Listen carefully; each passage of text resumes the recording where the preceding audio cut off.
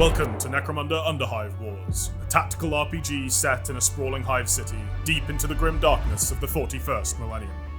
Pick a house, recruit a gang, and vie for control of the Underhive. Our first priority is to build a gang for use in several of the game's modes, starting with Operations. Operations depict the ever-sprawling war for the Underhive between the various gangs of House Escher, Goliath, and Orlok, as they fight each other and among themselves for power, control, resources, and glory. We've chosen a Goliath gang and picked our leader, a heavy melee fighter of the Brawler class. Now we need to hire some members, picking their experience level, class, starting traits, as well as name, gender, and looks. The higher their rank, the more XP they start with, and the more expensive they are to hire. They also have more past injuries and boons that they may be dealing with. These hires also gain us infamy points, as the size and legend of our gang grows. We'll discuss what you do with those in a few minutes. The individual appearance of every fighter can be completely customized, with dozens of different cosmetic options across their entire body, as well as a vast selection of color schemes. If you find a style you like, you can easily apply it across your entire gang.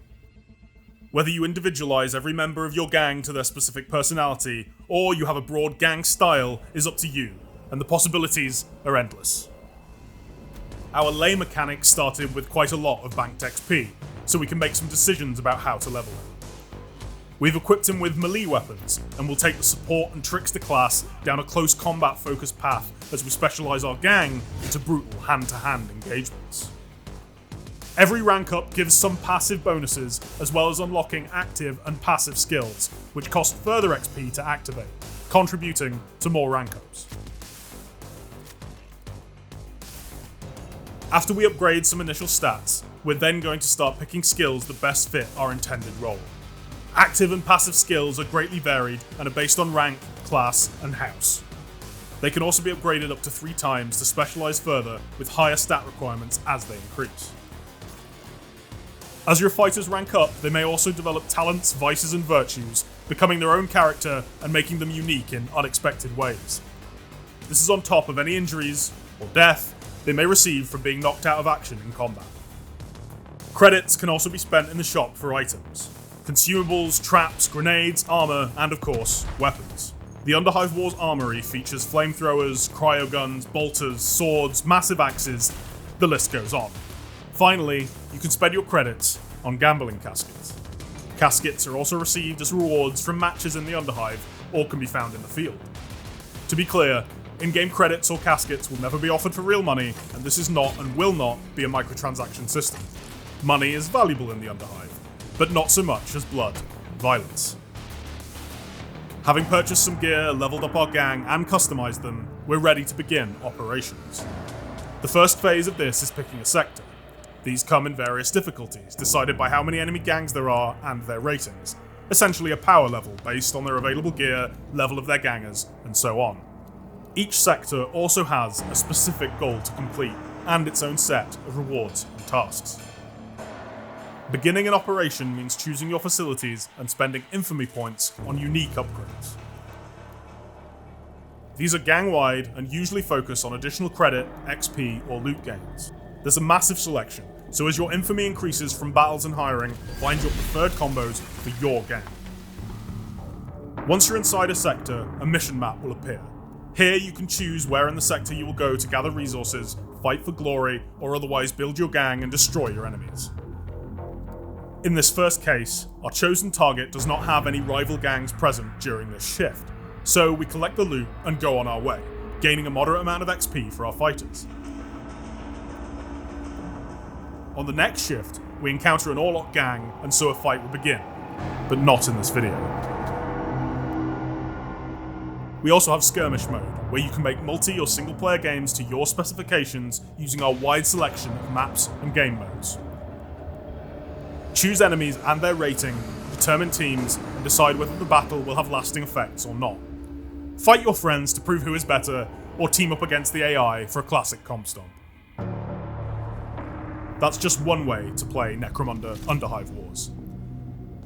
We also have a sprawling 15-mission campaign mode tracking the fates of 3 gangs as they dive deep on the hunt for ancient secrets. The following gameplay is taken from Mission 6 of the campaign, featuring the Escher gang, the Bane Cats, led by the brutal and intelligent Tessera.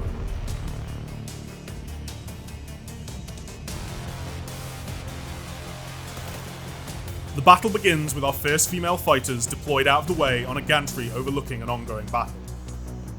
The Orlok and Goliath gangs we're here to take this encampment from, the Chokers and Dog Soldiers respectively, are already duking out below and haven't had the time to look up and see us bearing down on them. Assuming we can stop running into these corrosive mines, our elevated position is extremely valuable. Damage and resistance bonuses apply to any combat against foes that are below you. There are also specific sets of skills that can be only used from up high. Take whatever we can use.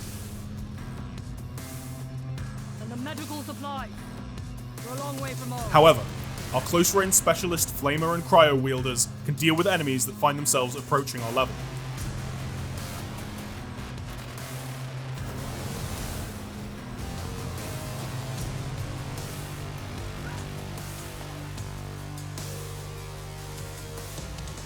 Tessera, the gang leader and crack shot, can start to snipe off enemies wounded by her sisters. Aimed shots, such as this, allow for specific targeting of body parts. Choose ones with less armor or that are more exposed from cover. One of the special conditions of this mission is that Goliath reinforcements are constantly arriving through this door. We have to get to it and shut it down as one of our objectives, preferably before we're overwhelmed. This Orlok, having survived our assault, goes for his revenge, but it won't last long. He's spending a lot of AP on one devastating attack rather than spreading his damage. Probably the best bet in this scenario, since he's likely dead either way.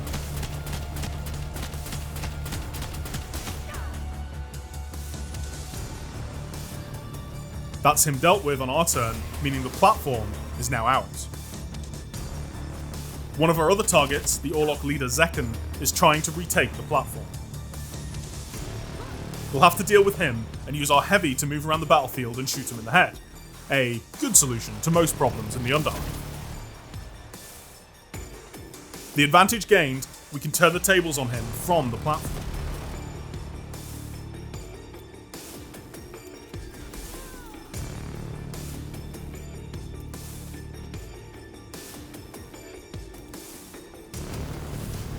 XOne will be taken out by our final gang member with some long-range shots.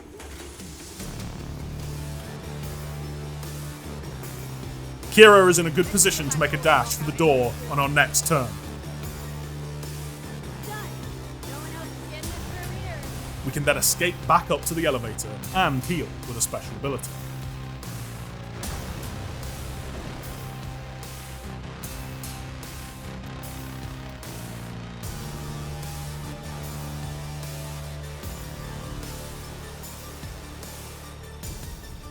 With further incursions onto the upper levels, it's time to show the Orloks why you should never let an Escher, particularly Tessera, close. Swapping weapons in combat is easy and costs minimal AP, making it a key strategy if your fighters are built in a way to take advantage of it.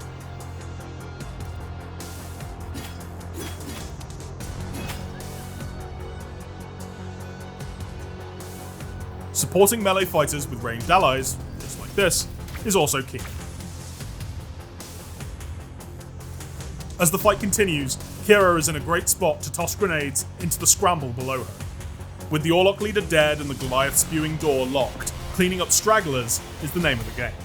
With a more mobile force already on the high ground, the Orloks and Goliaths are easy pickings.